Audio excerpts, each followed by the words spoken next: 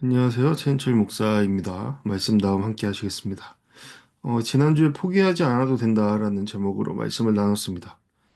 제목을 그렇게 정한 것은 우리의 삶이 결국 우리의 능력이나 노력에 의해 결정되지 않는다라는 것을 말하기 위해서였습니다. 이것은 아무것도 분별하지 않고 아무것도 하지 않아도 된다라는 의미는 아닙니다. 말씀에서 나눈 바와 같이 안심을 하고 담대하게 그러니까 수동적이면서도 능동적인 믿음의 삶을 살아내자라는 의미에서였습니다. 어쩌면 보통의 삶보다 더한 노력과 인내가 필요한 삶을 살아내기를 포기하지 말자라는 말과 같습니다. 어, 그리고 포기하지 말 것은 우리의 믿음의 여정 가운데 결국 우리의 삶을 이끌어 주실 분은 주님이시다라는 것을 말하는 것과 같습니다. 그러니까 이 말에 내포되어 있는 것은 가장 큰 의미는 우리 가운데 함께 하시는 주님을 기억하자라는 의미가 아닐까 생각해 봅니다.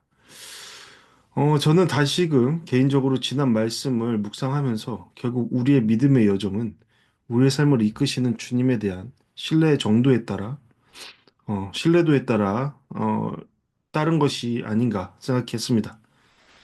그래야 주님께서 이미 우리에게 주신 신문화의 가치를 알며 그것으로 열심을 다해 살아낼 것이기 때문입니다.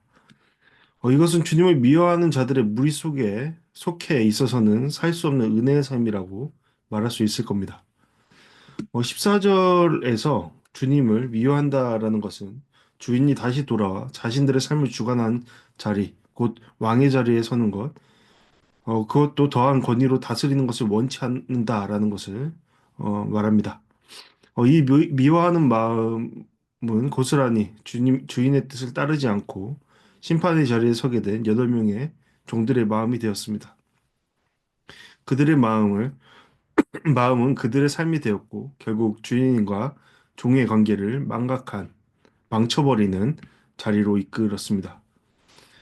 이 말씀은 여전히 우리의 삶에 유효합니다. 왜냐하면 우리 또한 여전히 하나님과 왕위 쟁탈전을 벌이고 있는 경우가 허다하기 때문입니다. 뭐 그것을 끝내신 분도 있겠지만 그것은 은혜요 은혜입니다. 하지만 여전히 어, 자신이 이 주님의 자리를 침탈한 것도 모른 채 살아가시는 분도 있고 아니면은 그러한 신호가 너 자리 비켜라라고 하는데도 그러한 신호를 여전히 거부하시는 분들도 있다고 생각합니다. 음, 결국에는 그 자리를 내줘야겠죠. 작년에 사역하던 교회에서 함께 했던 집사님 한 분을 만났습니다. 어, 저는 사역 이외에 이런 개인적인 만남을 갖지 않습니다. 개인적인 만남이라고 해도 저 혼자서 만나진 않습니다. 항상 저희 아내가 함께 하는데요. 그러니 그때도 사역의 한 부분으로 그분을 만난 것이었습니다. 기도를 하다가 그분이 생각이 났고, 그분에게 주시는 주님의 말씀이 있었습니다. 물론 저는 이 부분에 대해서 굉장히 신중하게 행동합니다. 생각하고요. 마음대로 하려 하지 않습니다. 주님의 뜻에 따라 올바로 사역하고자 하는 마음이 제게 있습니다. 두려운 마음이 있습니다. 그래서 주님께 마음을 받고 오랜 시간 그것을 놓고 기도하다가 주님의 뜻이라는 것을 확인하고 나서 그분과 만났습니다. 생각해 보면은 그분을 위한 시간이었고 그분을 위한 말이었습니다. 제가 그 말을 전달했을 때에도 무례하거나 그런 것은 아니었습니다. 그리고 뭐 내용상 그렇게 그분이 기분 나쁠 만한 내용도 아니었습니다. 좋은 내용이었습니다. 굉장히 그 내용을 상냥하고 조심스럽게 그분의 의중을 물어가면서 묻고 답하는 그런 과정의 대화의 과정이었습니다. 그런데 그분의 입장에서는 어느 부분에서인지 굉장히 화가 났었나 봅니다. 그러면서 대뜸 저를 몰아세웠습니다. 자신의 상황을 제대로 알지도 못하면서 그런 말을 한다면서 말입니다. 이런 말을 할 거라면 자기가 어떻게 해야 하는지 하나하나의 계획을 갖고 자기한테 알려줘야 되는 것 아니냐? 라면서 말입니다. 저 나름 오랜 시간 사역을 해왔고, 이런 경우도 허다하게 경험했으나, 쉽지 않은 그러한 상황이었습니다. 그분의 무례함에 상처를 받았던 것이죠. 이야기를 해가면서, 결국 그분과 믿음에 대한 주제로 이야기했습니다. 제가 그분께 물었습니다. 하나님에 대한 믿음에 대해서 말입니다. 하나님은 여전히 집사님의 삶 가운데 역사하시며 말씀하시며 그 말씀을 통해 인도하시는데 그것을 믿느냐라고 물었습니다. 그러자 그분은 자신에게 하나님에 대한 믿음이 있다고 말하면서도 그러나 하나님을 믿는 것과 하나님의 말씀을 따르는 것은 별개의 것이라고 답했습니다. 그러면서 하나님께서 말씀을 하시던 말던 결국 자신 마음대로 결정하면 되는 것이다라고 했습니다. 그것은 하나님을 믿는 믿음과는 전혀 다른 것이다, 다른 영역이다라고 했습니다. 하나님이 말씀하셨는지 아니면 어, 제 생각인지 목회자인 제 생각인지 어떻게 알 수 있냐면서도 그런 말도 덧붙였습니다. 저는 그분과 대화를 마무리하면서 마지막으로 그분의 그런 불편한 마음에, 왜 불편한지 모르겠으나, 그런 불편한 마음에 불을 지르는 한마디 말을 던졌습니다. 집사님은 자기 자신을 사랑하지 않으시는 분 같다라고 말이죠. 이 말은 그 당시에 즉흥적으로 나온 것이 아니라 그분에 대한 생각을 하면 할수록 그러한 생각이 들었습니다. 물론 그 말이 그 집사님의 화난 마음에 기름을 끼얹는 것과 같다는 것을 알고 있었습니다. 그럼에도 그 말을 마지막으로 남긴 것은 그것이 저의 사역이며 동시에 주님의 말씀이라 생각했기 때문입니다. 물론 그것에 대한 생각은 여전히 변치 않습니다. 그분이 저에 대해서 어떤 욕을 하건 여전히 화가 나고 있건 그때처럼 비아냥거리며 저에 대해서 안 좋은 말을 하고 감정을 갖고 있건 상관없이 저는 저의 일을 했습니다. 음, 제가 왜 그런 생각을 했을까요? 그런 생각을 한 이유는 바로 그겁니다. 음, 하나님을 사랑하지 않는 사람은 자기 자신을 사랑할 수 없는 사람이기 때문입니다. 그러니까 하나님의 뜻에 따라 움직이려 하지 않는 것, 혹은 그것에 대해서 고민하거나 생각하지 않는 사람은 결국에는 자기 자신을 사랑하지 않는 사람입니다. 왜냐? 그럼으로 인해서 자기 자신을 계속적으로 파멸의 자리로 이끌어가는 자이기 때문입니다. 말씀 속에서 8명의 사람이 그러했죠. 제가 여기서 말하는 사랑은 우리의 이기적인 사랑과는 다른 겁니다. 나를 파괴하는 그런 사랑과는 다른 겁니다. 나를 위한 사랑, 내가 생각하는 사랑 그런 것과는 다른 겁니다. 고린도 13장 말씀을 보십시오. 그거는 우리가 생각하는 사랑과 다릅니다. 음, 제가 지금 여기서 말하는 것은 그 말씀에 빗대어서 어, 자기 자신을 진정으로 사랑하는 겁니다. 존귀하게 여기는 겁니다. 하나님께서 보이신 그 사랑을 알고 그 사랑으로 살아가는 것, 그 사랑을 말하는 겁니다. 그 사랑은 하나님과 나 사이의 올바른 관계 속에서 나옵니다. 지금 이런 말을 하고 있는 제가 교만하다라고 생각하시는 분도 계실지 모르겠지만, 너나 잘하세요라고 생각하시는 분들도 혹여 있을지 모르지만, 이것은 사실입니다. 제가 어떠함에 상관없이 이것은 사실입니다. 저 개인에게도 계속해서 적용하면서 돌아보는 주제입니다. 음, 그죠? 우리가 생각해 보면은 쉽게 예를 들 수 있습니다. 부자 청년과 삭개오의 예를 들어보십시오. 누가 자기 자신을 사랑하는 자입니까?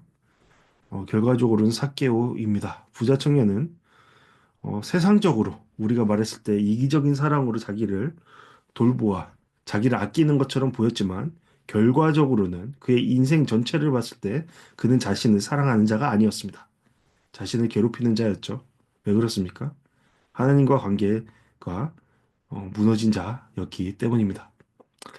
지난 말씀의 예를 들을 수 있습니다. 10명의 종들 중 자기 자신을 존귀하게 여기는 자는 주인의 말에 순종했던 자라는 그것은 반박의 여지가 없습니다. 물론 그들 개인들은 나 자신의 마음대로 택한 그 삶을 잠시라도 살아낸 자들, 그것이 진정한 자유라며 주장하는 자들이 진정 자신을 사랑하는 것이 바로 이것이라고 주장할지라도 실상 그렇지 않음을 우리는 말씀을 통해서 확인할 수 있었죠. 8사람이 그러한 그 선택을 했었죠. 그들의 사랑은 결과적으로 그들 자신을 파괴하는 것이었습니다. 불행한 것은 이러한 삶을 살아내는 분들이 여전히 참 많다는 겁니다. 자신의 왕좌를 주님 앞에 내어놓지 않고 자기 마음대로 하려는 끊임없는 자기 주장을 펼치는 분들이 굉장히 많습니다. 그리고 여기에서 내려오지 않으려고 죄송합니다. 이런 표현이 맞을 것 같습니다. 하지만 발악을 하면서 끊임없이 주님을 미워하는 그런 분들. 지난주에도 만났습니다. 오스기네스의 소명이라는 책을 보면 스페인의 초현실주의 작가 살바도르 달리에 관한 이야기가 나옵니다. 어, 그는 그림뿐만 아니라 실제로 굉장히 화려한 흥행사였습니다. 그러니까 요즘 잘 쓰이는 말로 말하면 관종 그 자체였죠. 그래서 자신의 공적인 이미지를 가꾸기 위해서 그는 그림을 그렸고 자신의 가진 하나님께서 주신 재능으로 자신을 드러내기 위해 그림을 그렸고 관습을 조롱하는 생활을 즐겼습니다. 물론 그림에도 그러한 내용들이 계속해서 나타났죠. 그리고 불시에 사람들의 대중의 관심에서 벗어나는 선택을 반복하기도 했습니다. 관종 그 자체였다라는 것이죠. 그의 이러한 반항적이고 기이하다 여겨지는 성향은 그의 개인적인 과거사에 깊이 뿌리박혀 있습니다. 뭔가 불안불안하잖아요. 그냥 이런 내용을 봐도. 달리는 부친과의 관계가 매우 안 좋았다고 합니다. 젊은 시절 한 번은 부자지간에 큰 충돌이 있었는데 그 이후로 달리는 집에서 가출해버렸습니다. 혼자만의 거처를 마련하고 그곳에서 방탕한 삶을 즐기던 달리는 죄송합니다. 자유행위를 한 다음 정액을 봉투에 싸서 마치 가스비나 전기요금 정산하듯이 아버지에게 붙였다고 합니다. 그러면서 봉투에는 집을 완료라고 썼다고 합니다. 그러니까 나의 태생 자체를 거부하는 그러한 어, 행위를 한 것이죠. 저는 이 이야기를 보면서 이 부자 사이에 이 사이를 가르는 어떤 큰 다툼이 있었구나라는 생각이 들면서 동시에 편인적 태도를 서슴지 않던 이 달리가 굉장히 가엽게 느껴졌습니다. 아버지를 사랑할 수 없는 그, 아버지를 증오하는 그, 심지어 자신을 낳아준 부모까지도 저주하는 그것을 끊어버리려 하는 그는 죽을 때까지 자기 자신을 저주하는 삶을 살았을 것이기 때문입니다. 그것이 자기 자신을 증오한다라는 또 다른 표현이었겠죠. 그러면서 자기에게 주어진 달란트를 올바로 사용해보지도 못했을 것입니다. 그는 자신에게 주어진 달란트를 자신의 화난 부분, 미워하는 상처된 부분을 나타내는데 어, 쓰고 낭비하고 그렇게 생을 마감했을 것이죠. 그런데 이러한 달리의 모습이 지난 말씀의 8명의 종들에게서 보입니다. 그들은 달리 못지않게 자신의 주인을 미워합니다. 그리고 그들이 주인에게 보인 이후의 행동은 달리가 보인 행동만큼이나 주인을 무시하는 것이었습니다. 주인의 입장에선 그렇습니다. 그들은 종의 신분을 가진 자였기에 그렇습니다. 예. 그들의 이유 모를 주인을 향한 미움은 자신들의 삶 전체로 확산되어서 결국에는 그들의 삶의 모든 것을 파괴하는 자리로 이끌었습니다. 여러분, 그렇다면 우리는 어떠합니까? 우리는 이에 대해서 어떠한 답을 할 수 있습니까? 우리 자신을 진정으로 아끼고 사랑하는 것, 스스로를 존귀하게 여기는 것은 이 땅 가운데 우리를 태어나게 하신 주님과의 관계 회복으로부터 시작됩니다. 예, 그것이 시작입니다. 그것이 유일한 답입니다. 주님의 주인 되심을 인정하고 주님을 사랑하는 것, 그것입니다. 그럴 때 우리는 나를 이 땅 가운데 살게 하신 목적, 그 목적을 주님을 통해 발견하고 살아가게 됩니다. 그 목적으로 살아갈 때 우리는 그분의 다 없는 은혜를 만끽하면서 나의 가치를 더욱더 알아가는 기쁨을 맞게 됩니다. 그러므로 그 기쁨을 통해서 우리 가운데 찾아오는 여러 어려움들을 헤쳐 나가게 됩니다. 그 기쁨의 능력이 그것을 이루게 합니다. 그 과정 속에 주님의 끝없는 사랑을 경험합니다. 예. 주님은 분명 우리를 이러한 분명한 목적 가운데 이 땅 가운데 태어나게 하셨습니다. 예, 세상이 말하는 대로 우리는 우연히 생겨난 존재들이 아닙니다. 예, 주님의 목적 아래 태어난 존재들입니다. 주님께서 계획하신 그 목적을 갖고 태어난 주님께서 존귀하게 여기시는 한 사람입니다. 주님께서는 우리를 향한 분명한 가치로움을 갖고 계십니다. 그것을 알아가는 지혜가 우리 가운데 있어야 하겠습니다. 그것을 알려면 무엇보다 주님과 나 사이의 관계, 온전한 관계의 회복이 있어야 함을 우리는 기억해야 합니다. 그럴 때 우리는 진정한 삶의 기쁨과 열매를 맺는 삶이 될 것입니다. 그러므로 우리는 자기 자신의 끊임없는 자기 주장을 포기하고 주님의 주인 되심을 인정하며 기뻐하는 삶을 포기하지 말아야 할 것입니다. 포기하지 않아도 됩니다.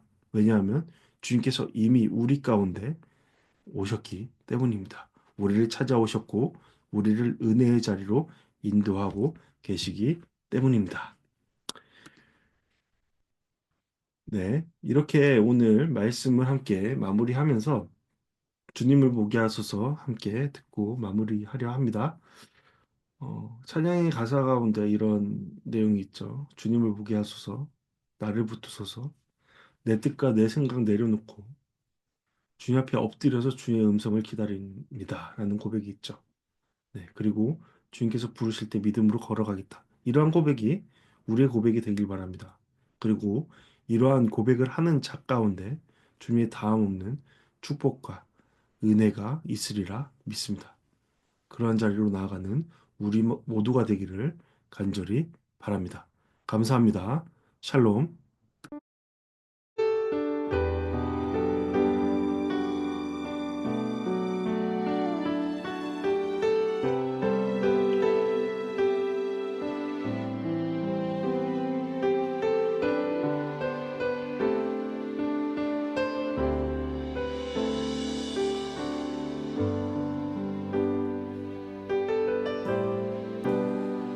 나의 주님께 찬양 드리며 그 크신 사랑